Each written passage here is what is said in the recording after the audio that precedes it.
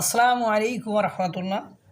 VP নূর এমন কী বা অন্যায় করে ফেলেছিল যে তিনি শয়নের স্বপনে আওয়ামী লীগের আগমন এবং তার ধ্বংস বা তিনি ভয়ে সবসময় তটস্থ থাকেন। আমি যখনই দেখি একটু সমাবেশে উনি তার ভিপি নূর সাহেব একটু কথা বলেন, গণ অধিকার পরিষদের ভিপি নূর, উনি যখনই কথা বলেন তখনই দেখি এই শব্দটাও তিনি উচ্চারণ করেন, আওয়ামী লীগকে কোনোভাবে ফিরতে দেওয়া যাবে না।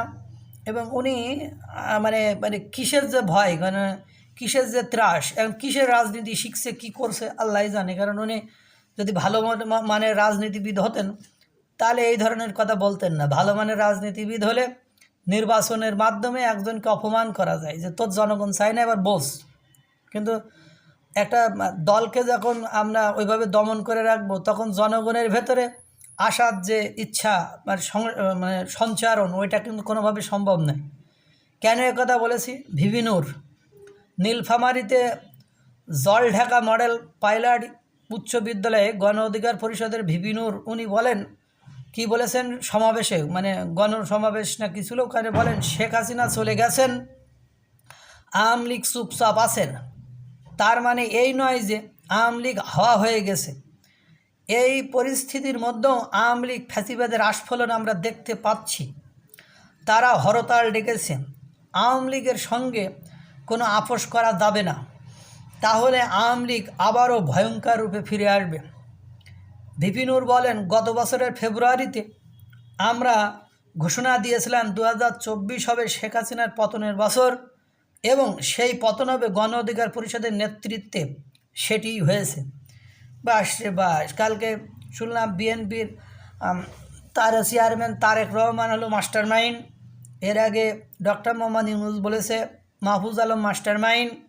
এরপরে বৈষম্য বিরোধী ছাত্ররা সব জায়গায় যে ক্রেডিট নেয় যে তারাই হলো এই আন্দোলনের মূল হোতা, মাস্টার মাইন্ড, তারাই সকল ক্রেডিট বা তারাই সকল কিছুর মালিক। এদিকে আবার ভিপি নূর সাহেব উনি বলছেন যে 2024 হবে শেখ হাসিনার পতনের বছর এবং সেই পতন হবে গণ অধিকার পরিষদের নেতৃত্বে, সেটাই হয়েছে। চিন্তা করেন তাহলে এ ক্রেডিট আসলে কার? যাই হোক, ক্রেডিট যাই হোক, আপনারা ইতিমধ্যে দেখেছেন বাংলাদেশের যত ডিজিটাল স্ক্রিন আছে অধিকাংশ ডিজিটাল, মসজিদ বলেন, রেলওয়ে স্টেশন বলেন, নির্বাচন কমিশনের অফিস বলেন, সর্বত্রই এই একটা লাইন যে ভিপি নূরের মুখ থেকে যেটা উচ্চারিত হয়েছে যে আওয়ামী লীগ আবারও ভয়ঙ্কর রূপে ফিরে আসবে।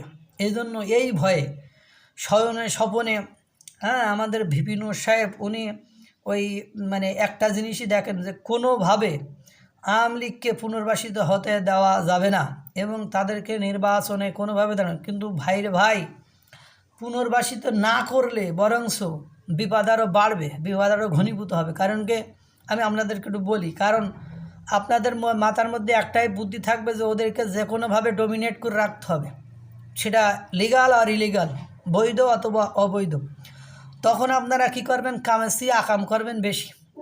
কারণ বৈধভাবে ওদেরকে দমন করে রাখা এত বেশি সহজ হবে না। তখন আপনারা কি করবেন? অবৈধ কাজ করবেন। অবৈধ কাজ করতে করতে একসময় মনের অজান্তে আপনি সহ আপনার যারা সঙ্গীরা সাথীরা আছেন তারা একসময় দেখবেন আপনারাও ফ্যাসিস্ট হয়ে যাবেন।